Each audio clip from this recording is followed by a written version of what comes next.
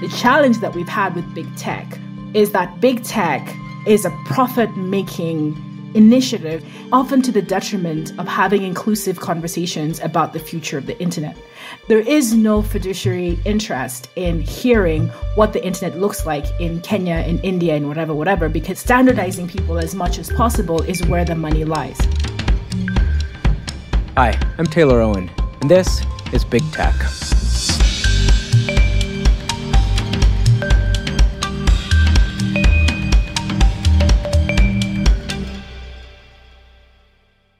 There's something fantastical about the idea of a virtual citizen, where anyone from anywhere can log on to the internet and has the world at their feet, unencumbered by borders. But the reality is that borders aren't that easy to get rid of, even in virtual space. The countries we live in and their political, economic, and social contexts have a massive influence on how we experience the internet and ourselves as actors on it. The intersection of these things, of physical borders and virtual space, is a thread that weaves through the work of Nanjala Nyabola. Nanjala is a political analyst, an activist, and a writer. Her two recent books are Digital Democracy, Analogue Politics, How the Internet Era is Transforming Politics in Kenya, and most recently, Traveling While Black, essays inspired by a life on the move. She's also turned her attention to tracking the rise of digital authoritarianism. The ways authoritarian regimes try to control the internet might be the most transparent example of how conversations about technology and how to govern it need to be grounded in place. Because as she's written before, tech cannot continue to live in a conceptual bubble away from the reality of human behavior and human history. Here's my conversation with Nanjala Nyabola. So I want to start with going back maybe a decade or so to a moment when I think either rightly or wrongly, there was a fair amount of attention being paid to the way technologies were being used and incentivized in Africa generally, which is problematic, I know, just to say that like that, but in Kenya in specific. And there was this notion of sort of a silicon savannah and various kinds of tech hubs emerging. And I'm wondering, when you reflect back on that moment, why was there that sort of optimism around a new layer of technology being brought to certain people in certain places in certain African countries? Well, I mean, there's a couple of things in there. First of all, I would probably go back a little bit further, right? And go back to 2007, which is 15, 16 years ago. And this massive expansion in the public infrastructure that's necessary to make tech work, right? So investments in fiber optics, the breakdown or the breakup of the big telecoms monopoly. So it used to be this big government monopoly that had postal services and mobile and landlines, fixed lines, and all of that stuff. And that was kind of split up into 6 or 7 different agencies. And then from that spun off Safaricom, the mobile company, which is still partly owned by the government, but also then becomes this private venture, right? And so I think when you look at that moment, it wasn't just the optimism of this, we're spending money on building the infrastructure that will make tech possible, but it's also the political optimism of the moment. So we've just come out of 24, arguably 30, 35 years of political repression. And there's this sense of optimism and possibility. And so the years between 2002, which was the end of the single party, the Moi regime, and to 2007 really represented probably the most politically optimistic, socially optimistic moments in Kenyan history. So it's the confluence of these practical steps that are being taken to make tech possible. And I think what that optimism that sort of manifests as is people using the internet to take these chances and to try new ways, new configurations of society, thinking outside the lines that have traditionally characterized the society.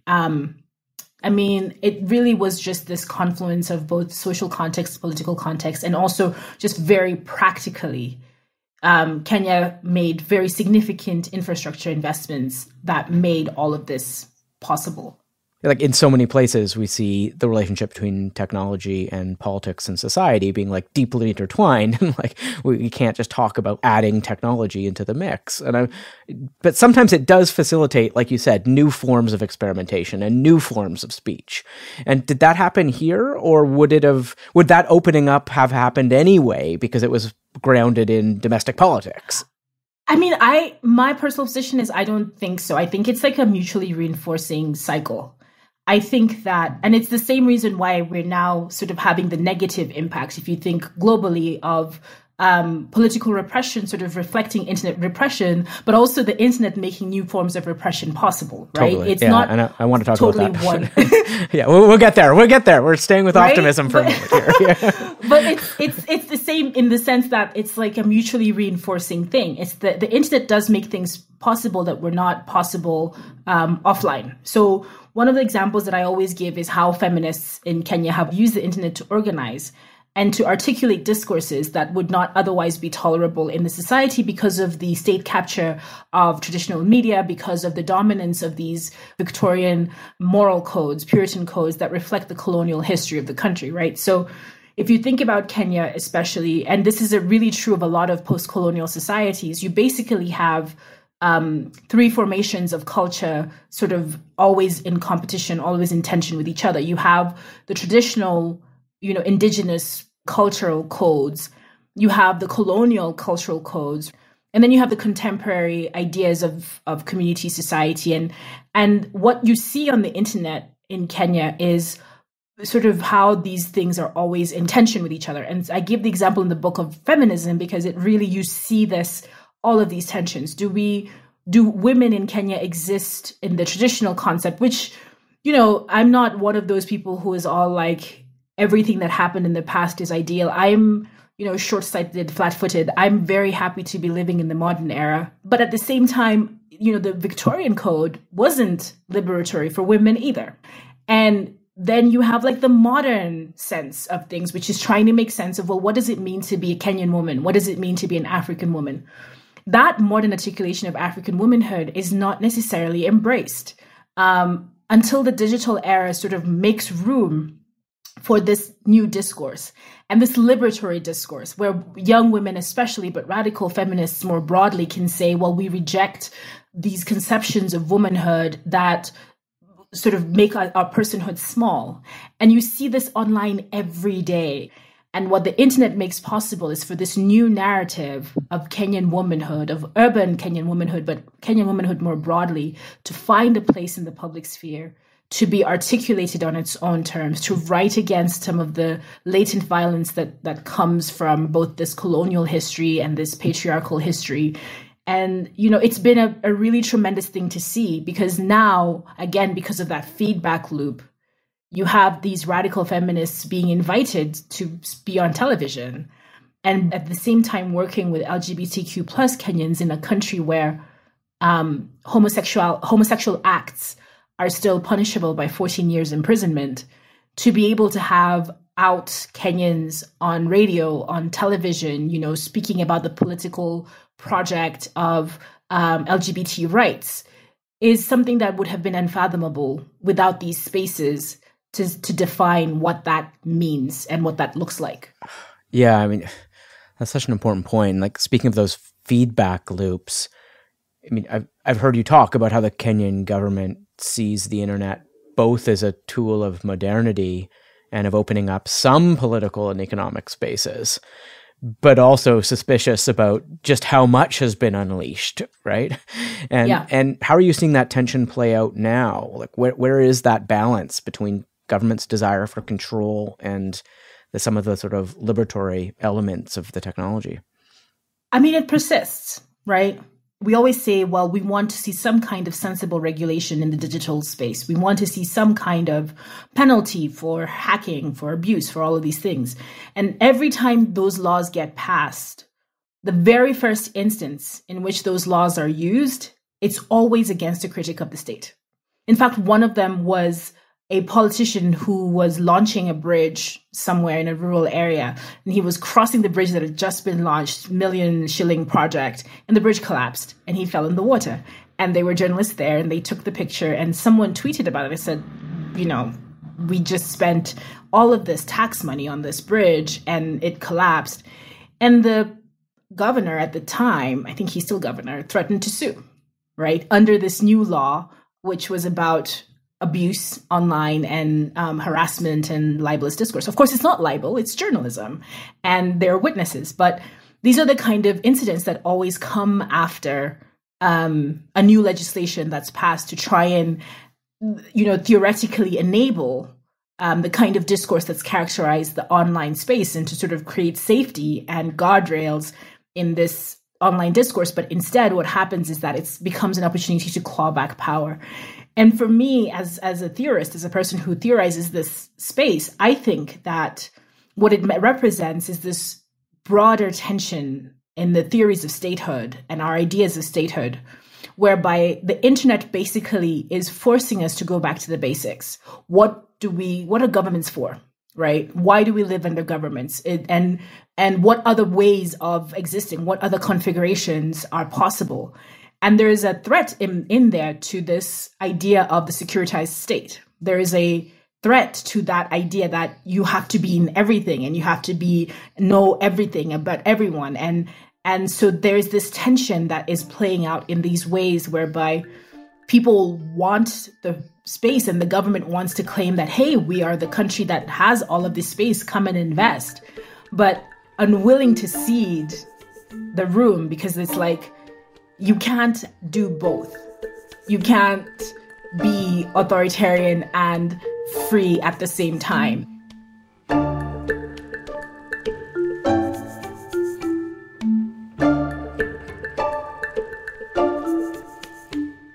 And I want to talk about how that governance conversation has changed. But it seems to me that technology has changed too. And I mean, I'm thinking of the Cambridge Analytica trials in Kenya. And we didn't start talking about it until it was used in the UK and the United States. But this stuff was known before and we weren't paying attention. Or many people weren't paying attention. Many people weren't paying attention. I mean, I've heard you say it's a British company using an American platform to influence a Kenyan election. I mean, this is a globalized thing in a way. It's a completely globalized thing. And Kenya wasn't even the first. Kenya, we're talking about 2013. India is 2011. We're going back to the second decade of internet, of let's say, democratized access to the internet, right? Certainly in Africa. And this was not being done, incredibly secretively. Some of the Cambridge Analytica people had their pictures on their social media. I'm in Kenya, with the Jubilee hat. I'm in Kenya to work on this election. And there was a tolerance for it, certainly in, the diplomatic sort of the political circles, the foreign political circles. Only when it becomes a problem in the UK and it becomes a problem in the United States do we start to see that, hang on a second, and why are we tolerating this? And it's the unspoken principal idea is really the tension that we're seeing also now with the war in Ukraine and all of this stuff, is that it's okay if it happens over there. It's not okay if it happens over here. And of course, that's a very problematic approach to governance. And the internet complicates that because now we can see it. Now people in, I don't know, Bhutan or, Colombia, whatever, they're online as well. And they see the double standards and they're like, well, why is this tolerable here, but not there? So these are the two things that I think the internet adds to this conversation. It's what happens when the shroud of secrecy is lifted and these practices of interference, these transnational practices of interference become visible to both government and lay audiences all over the world. It complicates the discourse of, action, reaction, and governance, as you say, right? I mean, and look, I think even it complicates it much further than even a here versus there narrative, because there are many heres and there are many theirs. And it becomes a question of what will the system tolerate before it breaks, right? It stops being a Kenya question and stops being an India question. It becomes a democracy question. It becomes a question of, well, what is the shape of democracy in the digital age? These transnational practices of interference have become so pervasive in the last 5-10 years. And I always assert that if we had taken time to figure out what to do about it when it was outliers, we might have a better game plan than what's happening right now, which is that any country's politics is fair game, right? Reuters reported about what they call coordinated inauthentic behavior, these massive bot networks that basically Russia and France are engaged in some kind of tit for tat CIB attacks in the Central African Republic. So, and the Central African Republic is an outlier in a land of outliers, right? Even in the African context, it's not a country that a lot of people think about, but has been in conflict for the last 10 years, I want to say, a very serious war, and has been a site for all of this experimentation that foreign governments are engaged in a proxy war on the internet. So 2 foreign governments are engaged in some proxy tit for tat engagement on an American platform regarding the politics of the Central African Republic. I mean, well, you want to hear a even crazier example of that? I heard just yesterday that the Russian disinformation campaign, because it's been sort of shut out of the mainstream platforms in the global West, has now seen a massive increase in targeted advertising and traffic in the global South. So like in Latin America, Russian disinformation is flowing through Facebook, but in the US it's blocked, right? So what does that tell us about global politics and how we view the world from where we sit? There's networks, and I just keep coming back to pay attention to the global South because it is foreshadowing what's coming. Pay attention because it's an indicator of what comes after this, right? What comes after the situation that we're dealing with right now. Yeah. And the pattern here is really that what we're seeing is that allowing these misinformation networks to take root in the politics of one country allows them to grow. It's like, oh my gosh. I was going to give an analogy of a cartoon, but I forgot. I got my metaphors mixed up in my head. It was Little Shop of Horrors with the carnivorous plant. You keep feeding it, and it's going to grow, and eventually it's going to, eat everyone. I mean, I'd like to think we don't need to be that instrumental in why we care about this, right? Like, I'd like to believe that, like, maybe we should care because it's in and of itself a bad thing. But I agree with you. Like, the self-interested Western state should also care because it will eventually come back to them. And I wonder if that's also true for the much more extreme version of this, which isn't just manipulation or a liberal manipulation of the public sphere, but actual authoritarian crackdown on the entirety as well. And I think like that's the other big piece of this is the Chinese surveillance state, the Russian surveillance state, Zimbabwe, right? Like, I mean, there are attempts to go much beyond just using Western platforms to control populations, but actually shutting down the internet or shutting down speech or controlling it. And so how do you view that continuum, I guess, from this kind of softer authoritarianism we're talking about or liberalism to this like much harder form of control?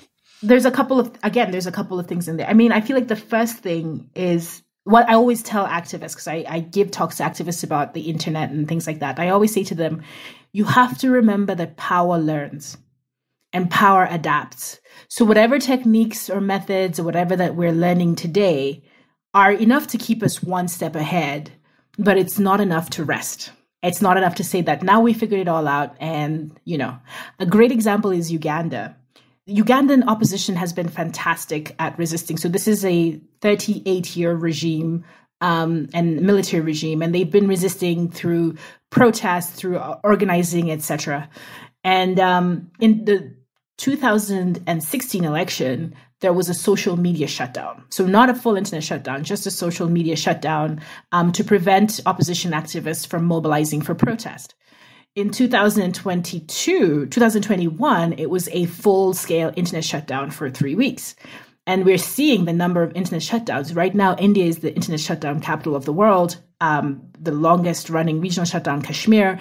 And it's becoming the practice to switch off the conversation at source because of this belief that because the governments are learning that the circumvention tools, they have VPNs. Okay, then we have to do this, and then we have to do this, and we have to do that.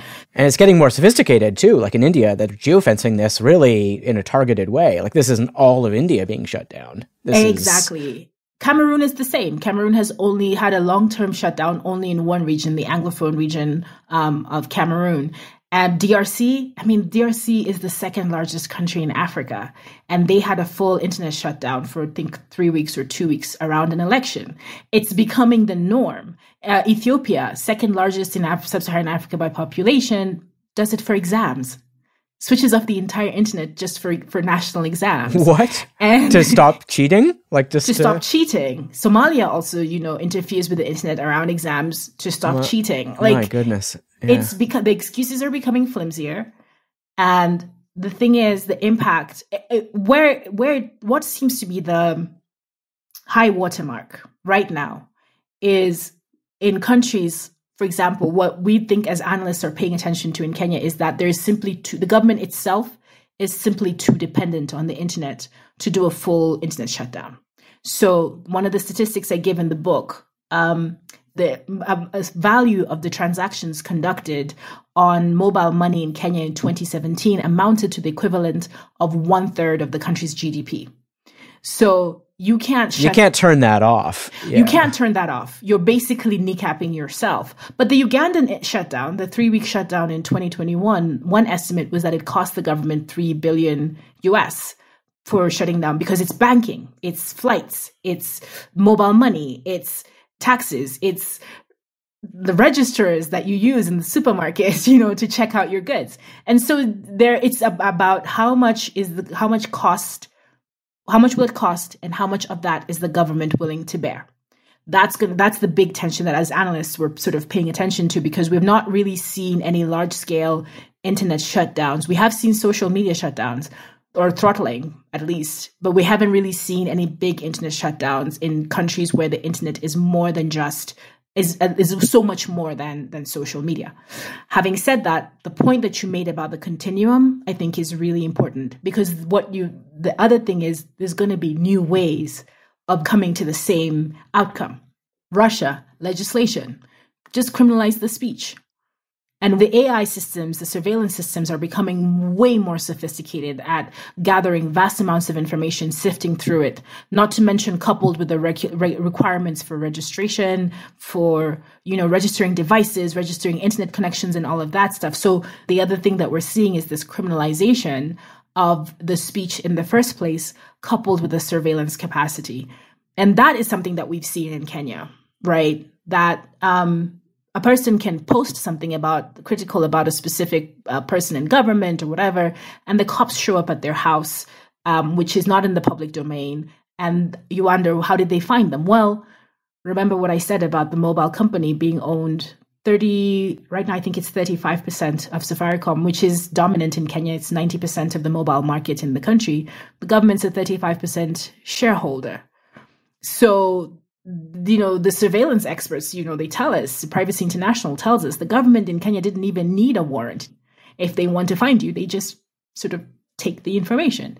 These are the tensions that we're seeing. They're not always going to come through the front door. It's not always just going to be this blunt force shutting down of the internet. It's going to be, just as what I said about power adapting, it's going to be different ways of getting the same outcome, which is how do we get these critics out of the internet. Yeah, and that much more sophisticated version of authoritarian digital control some of that was innovated in mainland China. Some of that clearly is being innovated. I use innovated in a not in a positive context there, but also governments are learning about that clearly in various African contexts. But I wonder Russian. Sorry to interrupt. No, I want to interrupt because I want to push back on this whole China is the big bad wolf in this. Some of the biggest exporters of surveillance tech are Western technology companies, obviously. Israel, Italy. And what China does is build the back doors into the tech, right? So Huawei will allow the back doors to happen. But actually, in terms of selling surveillance tech, China is not a big player. The big players of selling surveillance tech are Western countries. And you're right. Those are two very different strategies, right? Like either you use kind of separate set of surveillance technologies, or you mainstream them into your platform ecosystem itself, which is sort of what the Chinese government seems to have done. So you don't need to buy the extra tech at all, because you have it built in, right? It's like it comes with the package. But I do wonder what this says. Like both of those strategies point to a more sophisticated kind of control, social control via technology. And what we're seeing in Russia seems to be kind of that old model, right? Like this, like they're not using. Well, I mean, they might be in some way, but like they're also using this very kind of older first generation shutoff kind of technique right now. And what does that tell us about their capacity? Is it just not there, or is it just not? It might be a size and scope thing. It just, again, it comes down to how many people are in the country are connected as a percentage of the population, right? In Uganda, you're still not at 60%. So switching off the internet gets you and especially because most people in many African countries, not even African countries, I'd say even in the global South, use their phones to connect the internet. So you're going to be dependent on different strategies depending on how many people are online, what percentage do they represent of the general population, what are they using the internet for in their day-to-day life? What is the government using the internet for in its own governance strategies? And, what's the cost and how much of it are we willing to absorb? The challenge with Russia is many of the people who were dependent on the internet. So you have a huge volume of people who are online relative to the population. Many of them are connecting through computers, not necessarily through their mobile phones. So there's a difference there between what the outcomes might be. But then a lot of them are dependent on American companies, right? They're using YouTube, they're using Facebook, they're using Twitter, or Chinese companies in the case of TikTok. So switching off its source becomes a much more, if you're authoritarian, your outcomes are coming much faster if you just switch off. To use the blunt force. And I think the speed is important because it was an emergency, right? They needed to shut this thing down now, right? Right now, stop people from protesting, stop all of that stuff. And then and then it also becomes a tit for tat thing. You put sanctions on us, we block your companies from making money here. I think where China is different from Russia is that they've, from the beginning, had this idea of we have to have a sovereign internet. We have to invest in our WeChats, and we have to invest in our Alipays, and we have to invest in whatever, because there was this idea of a Chinese internet built into Google. You want to be in China, you have to play by Chinese rules, the Great Firewall. And I think that's a really big difference that Russia didn't really is doing it now, but really didn't do it for a long time.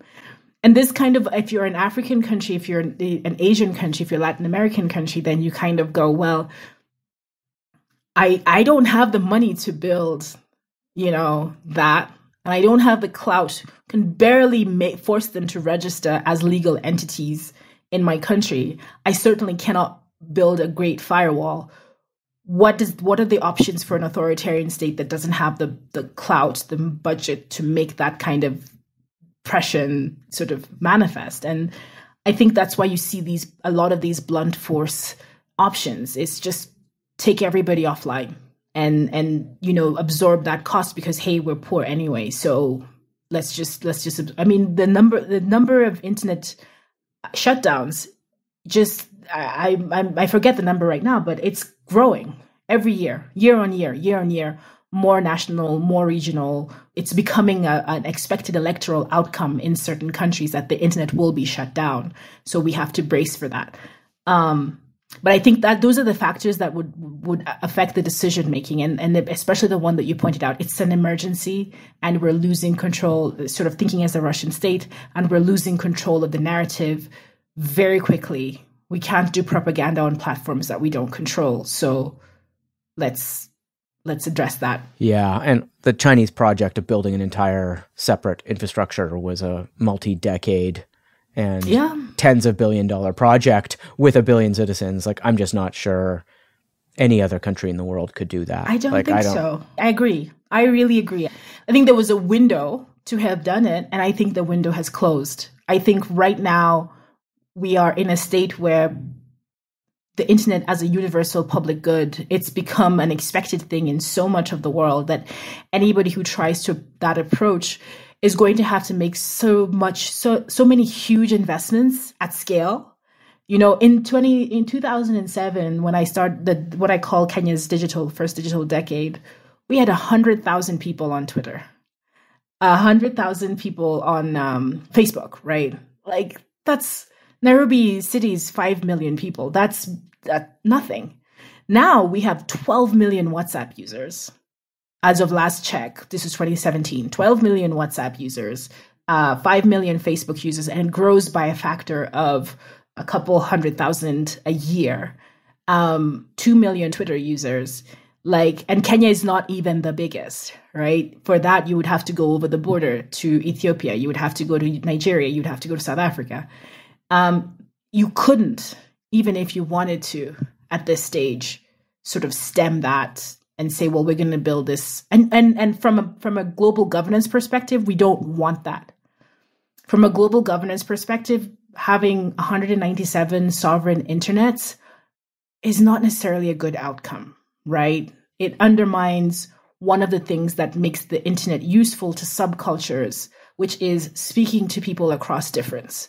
That, you know, a 16-year-old gay Kenyan can message with a 17-year-old gay person in Canada and find community and not feel so isolated. So I am not a huge fan of 197 sovereign internets playing by different rules. Yes, but as we've talked about and worked on collaboratively, the rules that are being set are often viewed from what the internet looks like in advanced democracies in the global West, not what the internet looks like when you put a layer of politics and economic and social realities in less democratic or even illiberal societies, or even less developed, frankly, right? Like, the internet's used differently in different places in the world for the very political and social and economic factors you just mentioned. So, hey man, I'm not saying I have the answer. I know, so there's a real disconnect there, right? Like, we can't have both things at once, absolutely. But how do we think about the governance conversation then in a way that respects those differences but doesn't succumb to the way they degrade all the good things? Exactly. So, I really just come back to, how do we have these conversations? It's about listening, and it's about making space for people to be heard and seeking out that difference and leaning into it and listening into it. One of the fundamental things that I'm re-emphasize in talking about the internet, first of all, is that there's a distinction between big tech and the internet, right? And that we have to lean into that distinction. So what we want is an internet as a public good, right? So water isn't administered the same way in Kenya as it is in Uganda, as it is in Ethiopia, as it is in the United States. Different municipalities will have different codes, different whatever, but there is a fundamental agreement that water is necessary for life and should, as far as possible, be administered as a public utility. That's kind of where I think the internet conversation needs to go, is what are the fundamental universal truths, principles that we need to safeguard, regardless of the national, regional context, openness, affordability, opting in, opting out, reducing the misinformation, disinformation, controlling the flow of all of these things. They're fundamental things that we need to agree upon. And I think every society that is aspiring to democracy will agree to those fundamental principles. And so the next stage from that, for me, is then how do we have those conversations where we can establish those principles? The challenge that we've had with big tech is that big tech is a profit-making initiative. Sort of the idea is to make money in the fastest way possible, and often to the detriment of having inclusive conversations about the future of the internet. And so the decisions are taken in DC, and they're taken in whatever those companies are headquarters or whatever. And there is no fiduciary interest in hearing what the internet looks like in Kenya, in India, and whatever, because it's the standardizing people as much as possible is where the money lies, regardless of the risks. It's about externalizing those costs those costs become processed as negative externalities in all these different societies. And the financial side of it is it's only the company that benefits. And I feel like it's this logic that we have to invert, right? We begin by separating those two debates, and we say, well, the way in which the platform conversation is happening now is too Western, it's too parochial, it's too profit. But we want to preserve the internet as a public good. So for me, the hard question is making sense of that distinction and sort of working through these two separate questions, and not allowing the platforms to dictate the terms of the internet and to tell us, well, first, do no harm, move fast, break things. Those are our principles, and that's just the internet, and you have to accept it.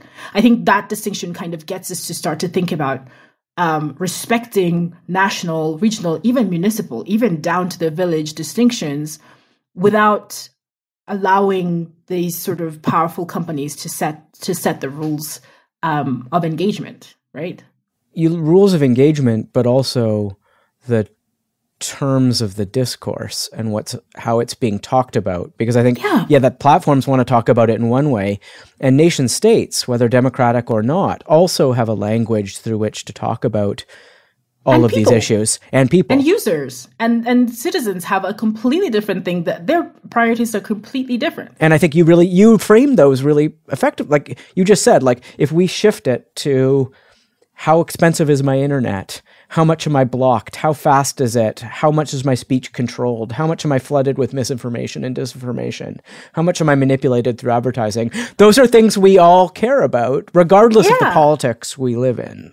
Regardless of the politics we live in. And I think that eventually what happens is that it surfaces. This is what was the first half of Kenya's first digital decade. This is what I try to capture. The book, Digital Democracy, it's kind of like in three acts, right? It's the pre-internet discourse, which is about media and Kenyan politics.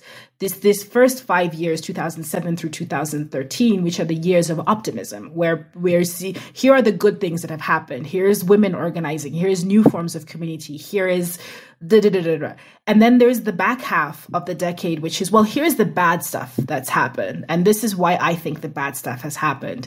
And then the outlying question is, well, how do we preserve the good while getting rid of the bad? And I think one of the fundamental things that has to happen is we have to pivot away from the financial interests of the platforms and the survival instinct of the platforms, and pivot towards what are the interests of the people. What do people want from their internet? How do they want their internet to look like? And I feel like another point to emphasize why this is super important is that platforms die, right? Platforms die all the time. How many times have you checked your MySpace account in the last year? How many times have you checked? I used to have High Five. How many times have you checked your High Five account? Friendster. There's no guarantee that the platforms that we have today will exist in 10 years, in 5 years. So we have to think about internet governance beyond the platforms that exist today. It's really about what do we want from the internet? And that, I think, reframes the priorities from, let's make sure that Facebook is still solvent. Let's make sure. No. Facebook can disappear, but we'll still be here. And what kind of internet would we want to have when that happens?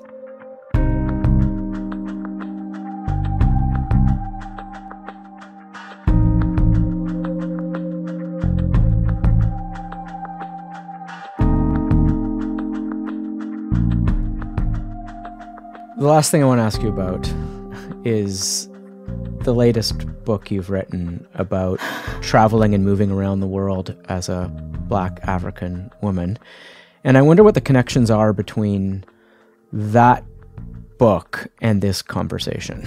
Oh. And I feel like there's the part of that was like about physical borders versus virtual worlds, and that these things come in contact with one another.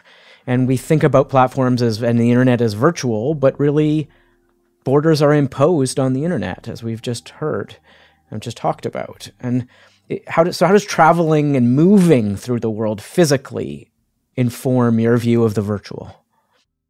So there's a couple of things, and actually this is a fantastic question. I don't think anyone's ever asked me this question outright before, because for me, obviously they're connected, but I can see why people from the outside might not see how they're connected. The first thing is that Traveling While Black, it's not a straight up travel memoir. It's really reflections about mobility. Some of them are personal reflections. Some of them are observations, because I used to do a lot of work with refugees and migration. And one of the first obvious things is that when you think of refugee stories, refugee populations are amongst the most experimented on populations in the world, especially when it comes to surveillance, especially when it comes to using technology to determine entitlements and to determine citizenship and belonging. The first digital biometric system in Kenya was deployed by UNHCR on refugee populations in Kakuma and in Dadaab. And because these are people who don't have nationality, it is done outside the reach of national legislation on data protection. And nobody said anything, because who's going to speak up for people who have no nationality?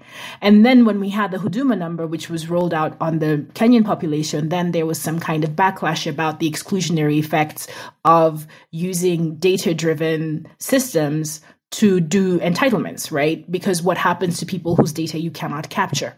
People who have no fingerprints, people who have, no documents and things like that. So the first connection is that it's one thing to say tech, experimentation, global south, but refugee populations especially are being experimented on with a lot of tech innovations. So that's one thread of connection.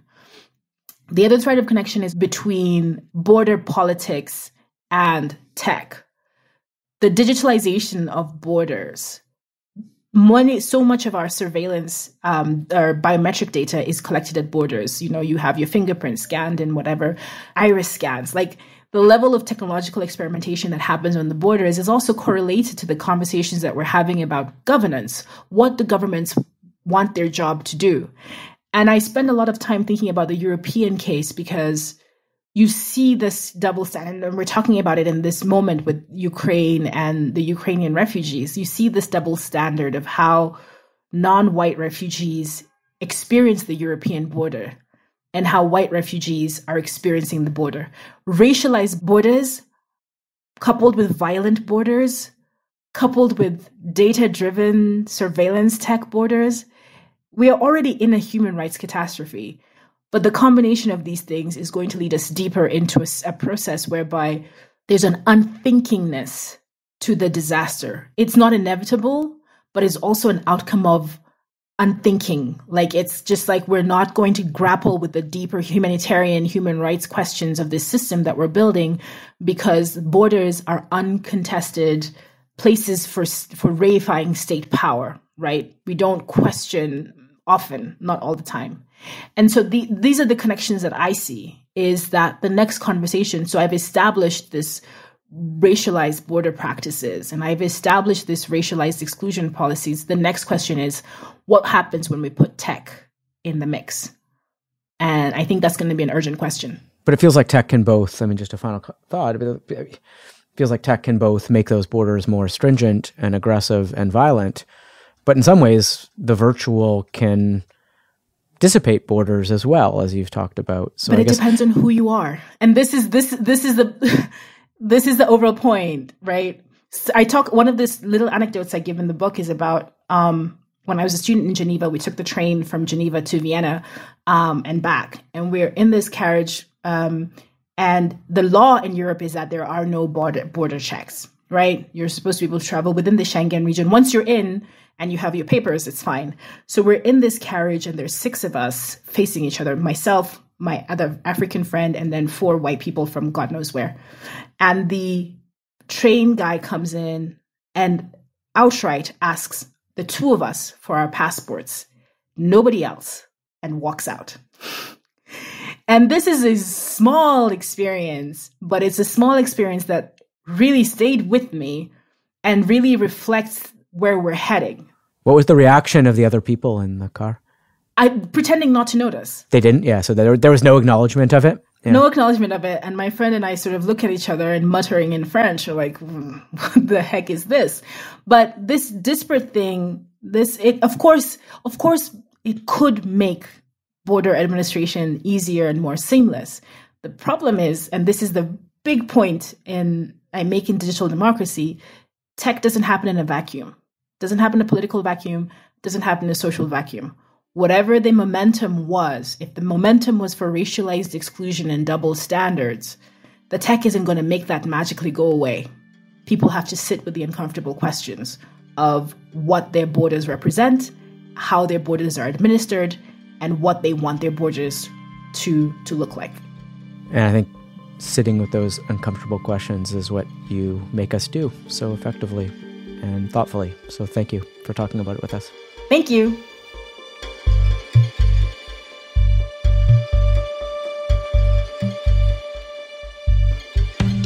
That was my conversation with Nanjala Nyabola. As always, you can reach me at taylor@bigtechpodcast.com.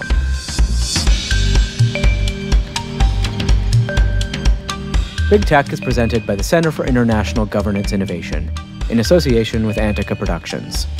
The show is produced by Trevor Hunsberger, Debbie Pacheco, and Mitchell Stewart, with associate producer Abi Raheja.